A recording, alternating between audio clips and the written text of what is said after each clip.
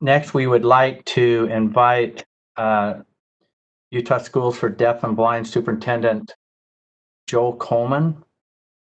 And if you have other staff that you want to introduce during this your presentation, that would be good.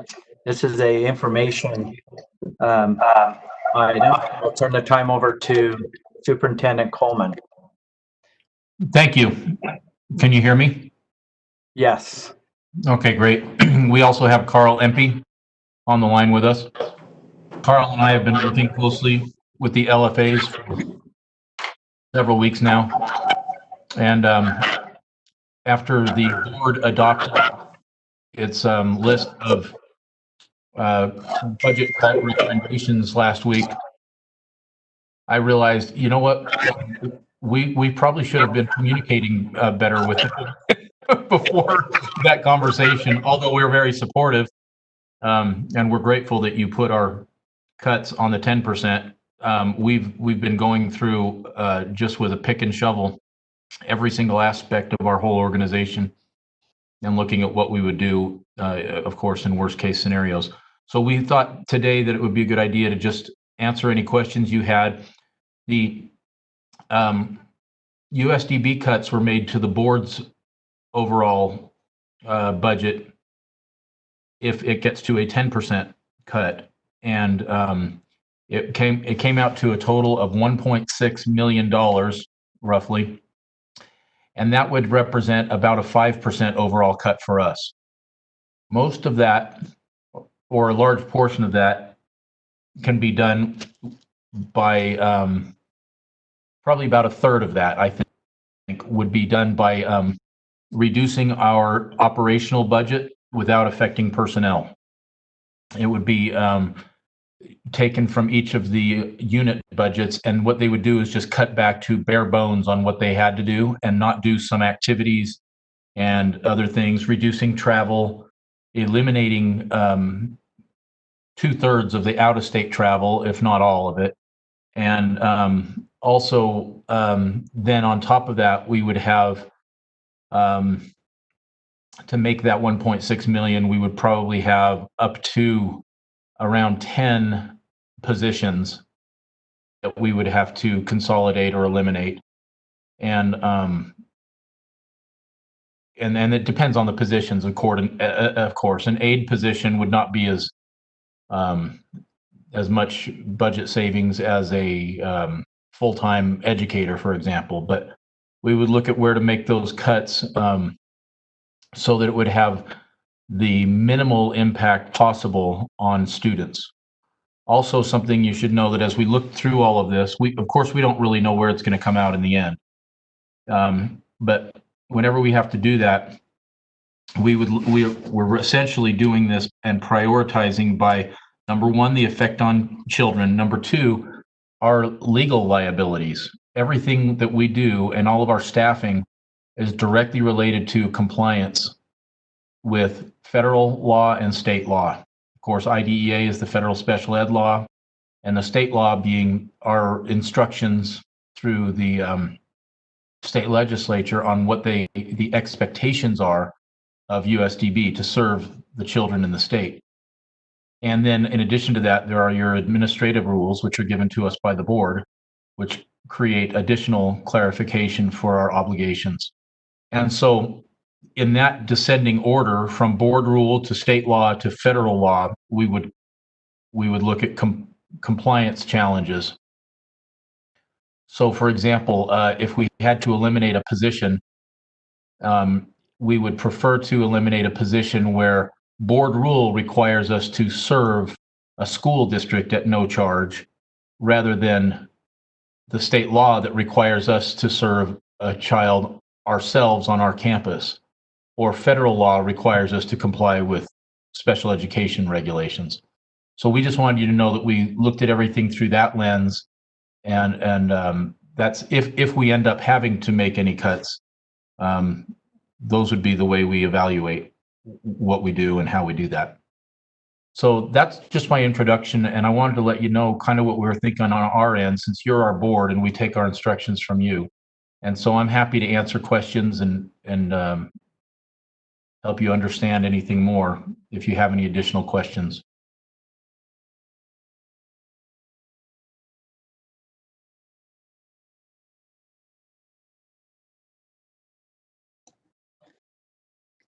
Chair, it appears that Board Member Belknap has a question. And I just wanted to add that Board Member Davis and Bolter have joined our meeting since the roll call. Okay. Hey, thank you. So can I be heard? Am I still on? Okay. Shows that I am. So to kind of sum this up, the 2% that we were working on with the legislature, the 2% could be dealt with operationally, as you described, with out-of-state travel and some other things, operational things that you can come back on without having to cut programs and employees. Right. The 5% that you're talking about is about cutting employees, with your strategy being to obey federal and state requirements first, and then come to us on anything that we would have in board rule, and ask us to waive that rule and or change something within our board rule, and you would most likely come really close to the 5%, but might be getting into the compliance side on state law and some federal, and the 10% definitely would cut into federal and state law. Did I sum that up correctly? Yeah, 10%.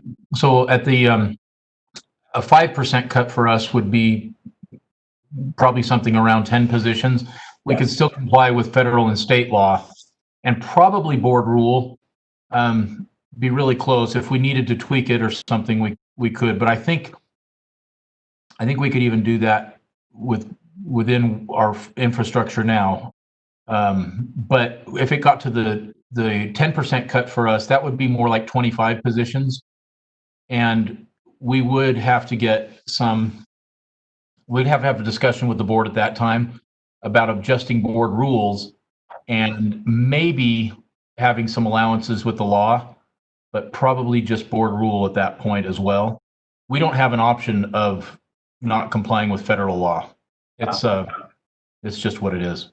And our legislature. What this means in a real pragmatic way, what I mean by this is we might cut services to other school districts before we would cut services to our students on their own campuses, because they are responsible for the IEPs in their school districts. Yes. And then before I take all these questions, can you speak to the enrichment funds? The enrichment funds are unaffected. So our summer camps and other things that are approved on that, our deaf mentoring services and so forth, they would be unaffected because that money comes from our land trust and it's not appropriated by the legislature. Keep in mind, all of this also does not include the 7 new positions that we were given this year by the legislature, which we were going to expand, to cover the actual needs of the kids in the state by that many FTEs. So we aren't even talking about those. So if we're cutting 10 positions, we're really going to be down 17 from what the overall state needs are. But it's the crisis that we're in, and we understand that. I just want you to have the full picture there. Okay, thank you. Board member questions or comments? Board member Belknap? And I think there's some of you board members still have checks by your name. I took my hand down, Chair. You asked my question. Oh, okay. Any other questions or comments? We're looking in here, and visiting with the superintendent, we thought it would be best to get on our earliest agenda and just make sure the public and the board is informed of the what ifs that's happening with USDB. Mr. Cummins, are you seeing any of their hands? I am not. No. So Superintendent, thank you for your report, and Carl for your work on this. As this plays out with the legislature and stuff, we'll definitely be talking more about Utah Schools for Deaf and Blind and the budget challenges, and we'll be discussing how we're going to react to that, Superintendent. So thanks again for your report. You're welcome. And if any board members start having questions subsequently, don't hesitate to reach out to me individually for information. I'd be happy to get into the weeds as much or as little as you want to. And the other thing I wanted to mention before we sign off is that our graduation is coming up on the 4th of June, and it should be quite fun. And we will make sure to send you a link so you can observe. We are going to be able to hold it in person here with appropriate social distancing in our gym on the Salt Lake campus. And so we're really excited for that, to at least have a human wrap up to the strange year. Okay. Thank you, Superintendent, and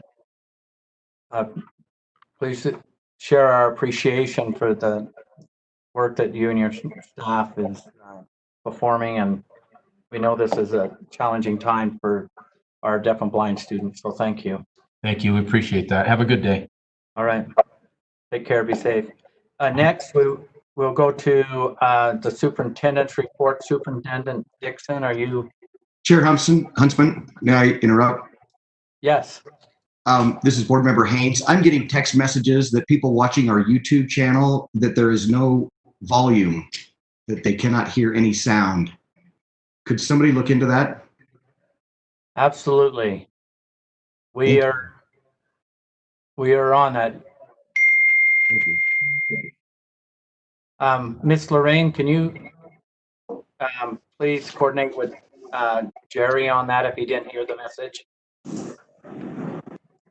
Thank you. Yes.